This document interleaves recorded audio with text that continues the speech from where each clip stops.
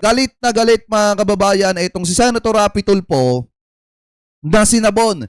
Ito pong Meta mga kababayan at saka daw po itong DICT at NBI dahil daw sa hindi pagpigil sa paglaganap ng fake news mga kababayan dito po sa ating bansa. Lalo na nung kumalat daw po yung mga larawan ni PBBM. So ngayon ito pakinggan po natin. Di lang DICT at NBI ang sinabon ni Senador Rafi Tulfo, nakatikim din ang Meta Philippines dahil naman sa paglaganap pa rin ng fake news sa Facebook. Ang detalye sa agenda report ni Dexter Ganibe ng Abante.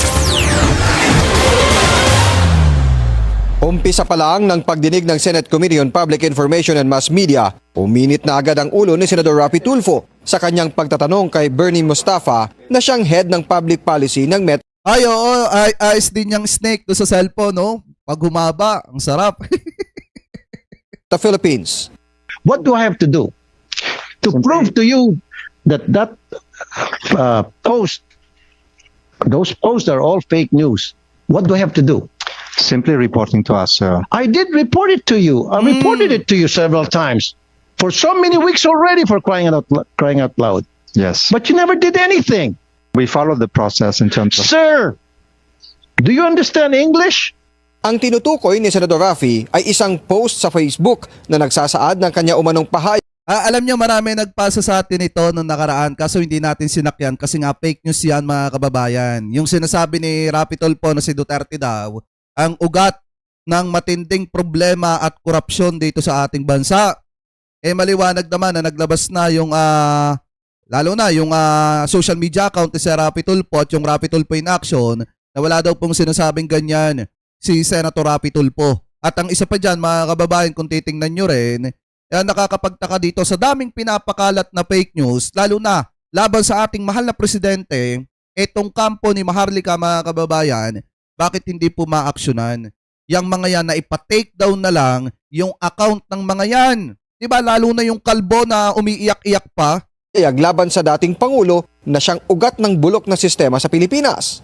Nereport na raw niya ng ilang beses sa Meta na fake news ito at wala siyang sinasabing ganitong akusasyon at dapat matanggal pero walang nangyari, ilang linggo na ang lumipas. Sabi naman ni Senator Robin Padilla na siyang chairperson ng komite, maging siya at mga kasamahan sa minorya ay ginawan ng fake news sa Facebook. Our Senate President, Vicente Soto III, is also being attacked. I hope you could also protect us. Alam mo naman Senator Robin Padilla kung sino yung umaatake kay Tito Sen? Karamihan dyan! Mga kaalyado mo pa! Diba mga kababayan? Lalo na nung nagsalita etong si Tito Sen, patungkol po dun sa dun sa sinasabi ng saligang batas mga kababayan, yung pagbago nila doon po sa mga kababayan sa issue ng impeachment ni Sara Duterte. 'Di ba sa usapin ng impeachment nito pong si Sara. Ang isa pa diyan mga kababayan kung titingnan nyo, kumalat din yung fake news laban kay Tito Sen, yung about po doon sa 50% na tax na ipapatong sa mga social media influencer. So ngayon alam naman natin kung sinong nasa sa likod na yan at umaatake kay Tito Sen. Yung kampo din, diba ni Digunggong, yung mga vlogger ni Digunggong yung iba dyan. From political attacks. It is being used against us, sir. Lalong nagpainit sa ulo ni Senador Rafi ang isang post ng pag-atake kay PBBM na malinaw naman anyang fake news pero nananatili pa rin sa kanilang platform. Eto yan wait lang mga kababayan. Dapat ito ina-actionan to ng NBI. Dapat itinay-take down yung account na nagpapakalat niyan. Yan. Eto yan Ayan, dito nang gagaling yan mga kababayan. 'Di ba? Yan lang naman na nagpakalat nun. Tapos umiiyak-iyak sa social media. Alam nyo, kung talagang gusto nyong papanagutin itong mga ito, ayan kung gusto nyo talagang malinis ang ka-fake newsan, ito dapat itinay-take down itong account na ito. Itong kay Den Chase na ito. Kasi yan yung isa sa nagpakalat mga kababayan na ang ka-fake newsan laban po kay Presidente, kay PBBM, yung mga malalaswang larawan ni PBBM, yan po nagpakalat. Diba? Ni na Maharlika.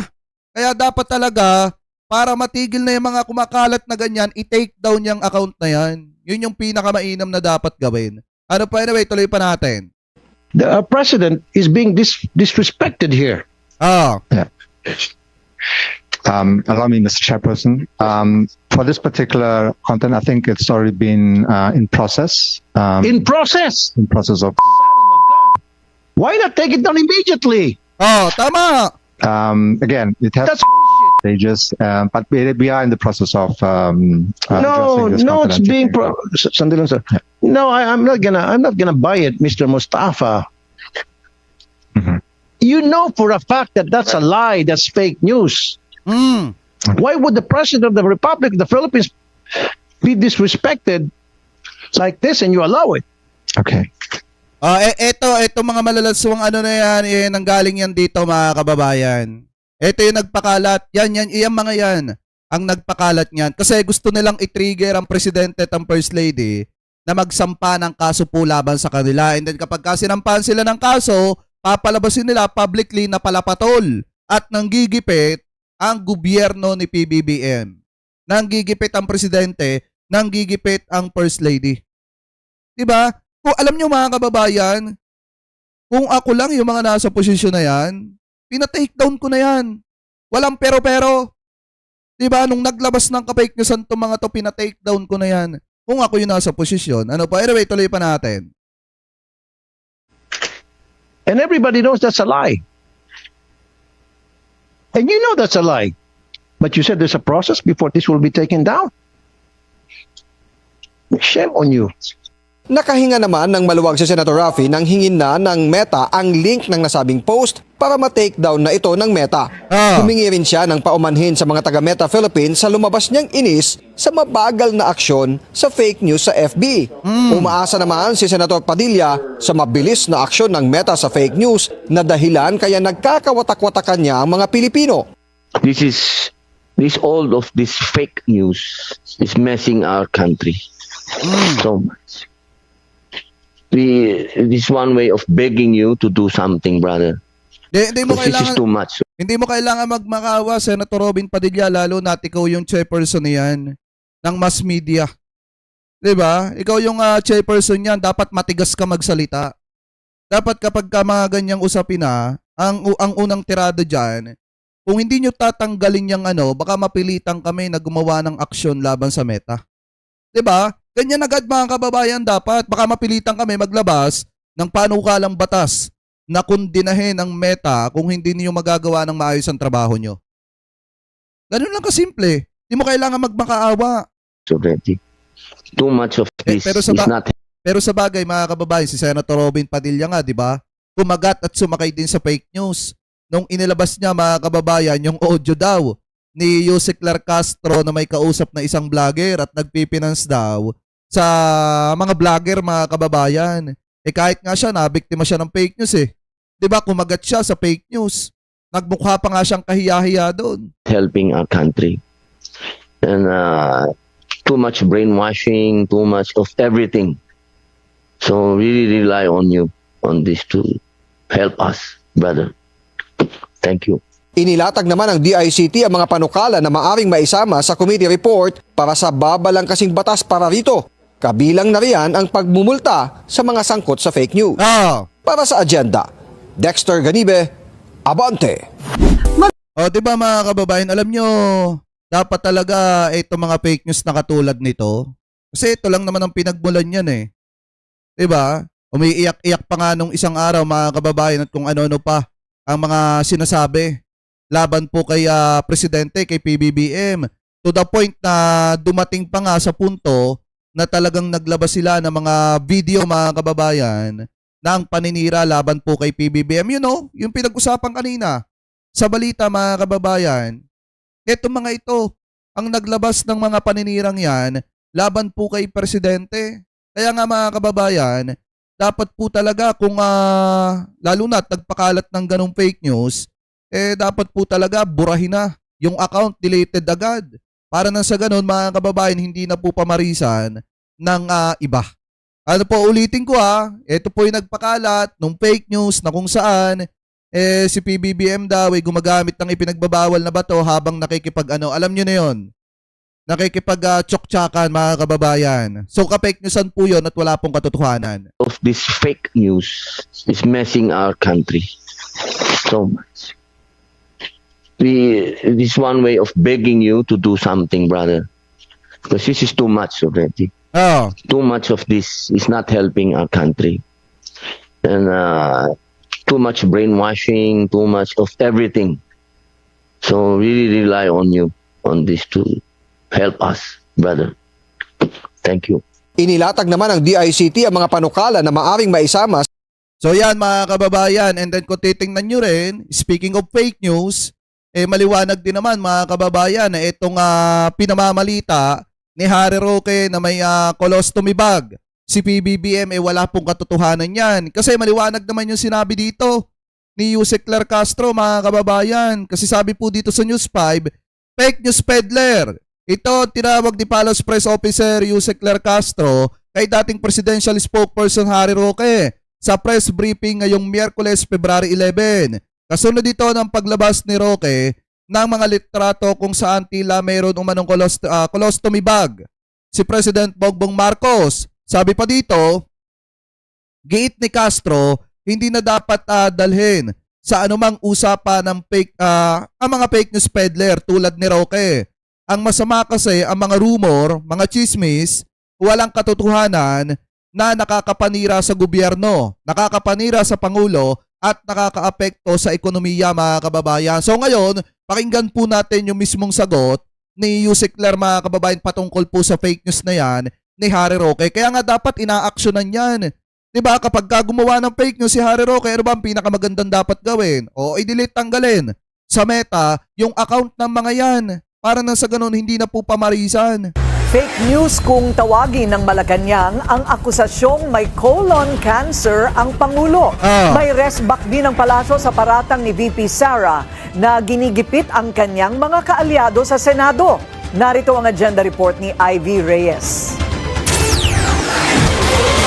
Walang colon cancer ang Pangulo. Sinagot na ng palasyo ang katanungan ni former presidential spokesperson Harry Roque na kamakailay nag-post sa social media kung may sinusuot na nga bang colostomy bag ang Pangulo matapos magkasakit ng diverticulitis at mawala sa public engagements ng 2 linggo. Kung manggagaling lamang po din kay Harry Roque na isang masasabi na natin isang fake news peddler, nakita naman po natin ang video, yung kabuuan kung saan itinaas pa po mismo ng Pangulo ang kanyang mga kamay habang siya'y kumakaway sa ating mga kababayan at kitang-kita po na ang sinasabing larawan o ipinakitang larawan ni Harry Roque ay pawang kasinungalingan lamang. Huwag na raw Nako, sanang sapol. i-entertain sa anumang usapan ang fake news peddlers gaya ng dating human rights lawyer. Speaking of fake news, isa na naman daw storytelling lie ang pahayag ni Vice President Sara Duterte na kaya ayaw na niya makipag-usap sa mga senador ay dahil tina-target ng Marcos administration ang sinumang tumutulong sa kanya, hinaharas at tinethreaten. Tsaka mga kababayan, alam niyo yung fake news talaga, yung literal na fake news, yung mga survey na lumalabas ngayon patungkol kay Sara Duterte. Alam niyo, para sa akin personal na opinion ko dyan, talagang yun, literal na fake news yun mga kababayan. Bakit ko nasabi? Kasi biruin nyo na lang, isipin nyo na lang mga kababayan, si Sara Duterte tataas sa survey, hindi nga nagtatrabaho. Diba? Kung titingnan natin yung practically, yung ginagawa ni Sara Duterte, sa tingin nyo gusto ng taong bayan yan? Gusto ng mamamayang Pilipino na suportahan pa rin si Sara kahit hindi na nagtatrabaho? Di po ba? Saka take note hindi pinagtutulungan. Si Sara Duterte, ang sarap-sarap nga ng buhay niya. Patravel-travel siya. Diba? Tapos palalabasin pagka na umuwi na ng Pilipinas, pinagtutulungan. Pagkatapos magliwalaw sa ibang bansa, uuwi ng Pilipinas, gagawa naman ng kwento yung mga vlogger na didishit at sasabihin na pinagtutulong-tulungan si Sara Duterte. Ganun ba ang pinagtutulong-tulungan, nagpapasarap buhay sa ibang bansa? Uuwi sa Pilipinas, maninira. At sakalang babalik dito pagka ang pag-uusapan, pera na naman, pondo na naman. Diba? Anyway, tuloy pa natin. Ang sagot ng palasyo, tila isang back to you sa Duterte block. So, sino ba talaga ang may kakayanan na gumawa ng karahasan? Sino ba ang nagbabanta ng buhay? Oh. So, Sa ganyan mga statement, just tell it to the Marines. Una nang ginamit ni Duterte ally and Senator Ronald Bato de la Rosa ang linyang "Just tell it to the Marines" nang ipagtanggol niya ang bise noong madawit ito sa usapin ng maanumalyang 2025 budget. Para sa agenda, Ivy Reyes, Billionaire News Channel. Di ba mga kababayan? So isa lamang po yung maliwanag dito, talagang ka-fake newsan. Fake news talaga mga kababayan. Ito po mga ipinapakalat laban sa ating mahal na presidente. Kasi hindi nila nagawang sirain doon sa pag-iimbento at paggawa po nila ng video na gumagamit ng ipinagbabawal na bato ang presidente, and then yung inilabas nila kabago-bago lang yung video din na gusto nilang i-trigger na magkaso ang presidente at saka po ang first lady sa kanila. Hindi sila nagtagumpay doon kasi nga fake news. Ngayon gumawa na naman ng panibagong kwento si Harry Roque na kung saan may malubhang sakit daw si PBBM. Yun pala naman isang malaking ka-fake newsan din pala. So sa madalit salita mga kababayan, tarantang-taranta na itong kampo ni Digonggong at na itong sina Sara Duterte, hindi na po nila alam kung ano po ang gagawin po nila.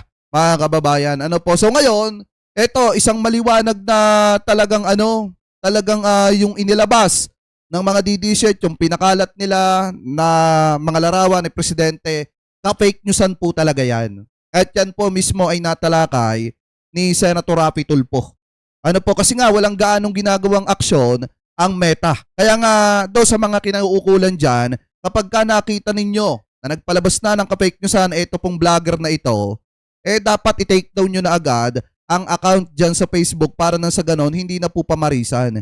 Kasi parang ang nangyayari po kasi mga kababayan, since hindi nabubura yung kanilang mga account na yan, nagtutuloy-tuloy pa rin yung pag-iimbento at paggawa nila ng ka-fake newsan at mga kwento laban po sa ating gobyerno na talaga naman nakakaapekto sa ekonomiya mga kababayan at nakakaapekto sa ginagawang pagtatrabaho ng ating mahal na presidente. Ano po? Anyway, mga kababayan, kayo po, ano po masasabi ninyo? Ano po ang komento ninyo? Hingil po dito sa mga usapin po na ito. Comment below na lamang po kung ano po masasabi nyo.